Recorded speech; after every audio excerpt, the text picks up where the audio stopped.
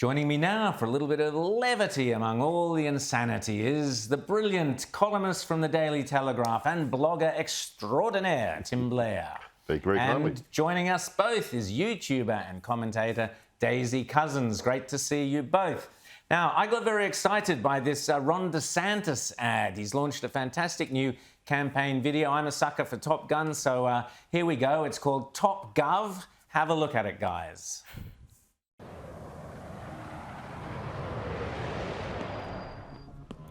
Good morning, ladies and gentlemen. This is your governor speaking. Today's training evolution, dogfighting, taking on the corporate media. The rules of engagement are as follows.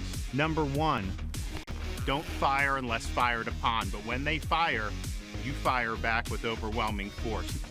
Does it say that in the bill? I'm asking you to tell me what's in the bill. Number two, never ever back down from a fight. So Ron DeSantis, of course, is the Florida governor who may well be the next president of the US if Trump doesn't win, but I'll I'll ask my panel about that. But first, Daisy, I wanted to ask you, as a professional actress, how did you rate Ron DeSantis's Tom Cruise efforts there? I thought he was fabulous, Rowan. I'd give him a lovely 10 out of 10. I mean, he embodies the style, he embodies the vibe, and I think he's just fabulous. I mean, honestly, Ron DeSantis has just mastered the culture wars from a political perspective. He is the ultimate populist in the best possible way, and he's always had this wonderful sort of flair for the theatrical. I mean, remember in 2018, when he was candidate for governor, one of his campaign videos involved him teaching his little toddler to build the wall, to borrow the Trump phrase, out of building blocks. And it was absolutely hysterical. It was so gorgeous and so appealing. I love what he's done here because he's embodied Trump, but he's sort of more palatable, dare Fantastic. I say it, Tim? to your average person. Yeah. Tim, what did you make of it? And will he run? I think with that ad, that's basically putting a tick next to that question, isn't it? But, one of the most impressive things about his campaign, if we can call it that, because it hasn't really begun in earnest, but is that usually when you have a maverick politician, they have people around them whose job it is to tone them down, like to make, give them a sort of a bit of a polish and make sure they're more palatable to the press. DeSantis has people who are even more direct than he is. He's got some real potent forces there. Absolutely. And they take on the likes of CNN, Disney, the big woke corporations, and they win. Yeah. It's true. And he had that chief health officer who just said, no, man, that's not doing it. We're not doing any of that stuff. And just walked away from it. And was proven correct. Now, just on that, Tim, do you think, is there a danger when politicians start acting, being in kind of... When do they stop? Very good. Absolutely true. A lot of them pretend to be competent. I'd rather, someone walk around in a flyboy outfit with some jets.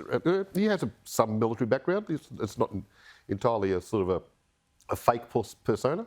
So, yeah, go for it. And also, it's America. You've got to go big with these campaigns. So, Daisy, do you think we might see Ron DeSantis up against who? Maybe Kamala? You never know. That'd be an interesting one.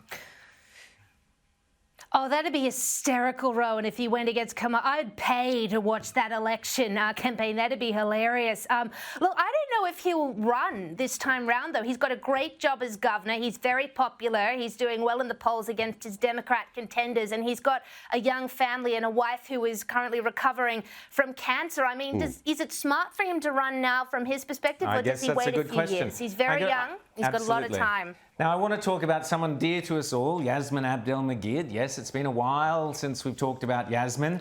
She said some pretty unsavoury things in the past, but she always manages to outdo herself and go one better. Yasmin Abdel-Magid has a new book in which she fantasises about ditching her Australian citizenship, saying she wants to unbelong to Australia.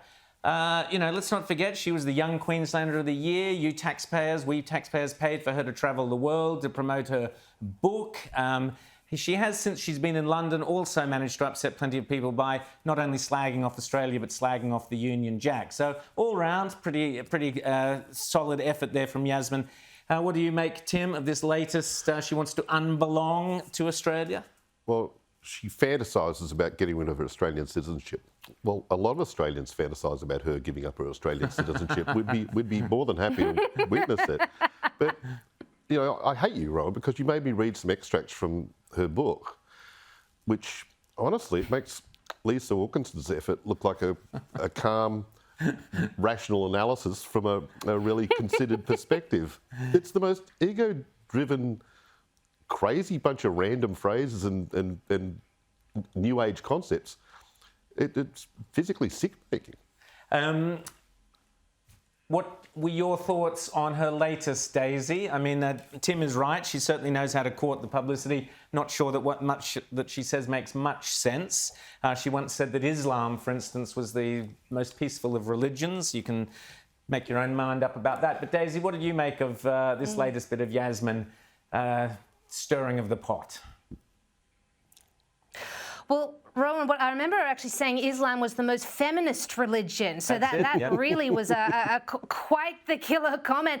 Look, I just think these excerpts prove, in my opinion, she just has such tickets on herself. I think she thinks she's just so important because she says that she thinks she was the most publicly hated Muslim at the time. Well, first of all, remember that wasn't long after the Sydney siege. I think the perpetrator of that terrible event might have just been the most publicly hated Muslim. Not Yasmin Abdel-Magid. And the thing is, saying that everyone hates you is the same as saying everyone loves you, because both of them mean you think that everyone cares about you just so much. And the reality is, most people don't give a toss who she is. I have to remind myself of who she is now because she's not current anymore, and it's my job to pay attention to current events. Massive ego, in my opinion. Tim? Yes, probably the most massive ego. And the proportion of it to ability, the ratio is wrong. The ego to accomplishment ratio is out by a factor of Christ only knows what. Sorry to mention a rival deity there, but I urge people to read the book. Just read the excerpts. You can find them kicking around the internet. No need to buy the thing because that's an act of cruelty. But just read this and you'll get an insight into how far narcissism can go when it's absolutely unchecked. This is extraordinary. Well, this is narcissism, if we remember, that was promoted relentlessly by the ABC, taxpayers' money, promoted relentlessly by Julie Bishop and the Department of Foreign Affairs. Yeah, good call, taxpayers' Jules. money. Great work, girl. You know, if the taxpayer's going to look after you, then terrific. Try standing on your own 2 feet. Anyway, thank you, Tim. Thank you, Daisy.